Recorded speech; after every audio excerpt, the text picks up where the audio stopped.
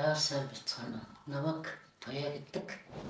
Улам дамжсан бариацлын төвийн хоёр эмчтэй баярлалаа талархснаа илэрхийлье. Энэ төвийн үүд дээр би анх хоёр хөл маань мэдээ алдаад тэгээд бадараад хэсгэж чадахгүй тийм байдалд орж ирсэн.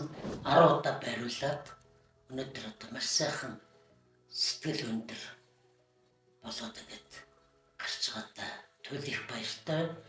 Монгол ардын үгэнд эрүүл явахад мянган лан гэдэг үг байдаг. Тэр үгийн үн цэнийг мэдрүүлчихсэн хоёр эмчтэй цаашдынх нь ажил үйлсэд нь олондоо улам эрүүл мэндийн мананд нь өндөр амжилтыг хүсье. Баярлалаа гэж хэлье.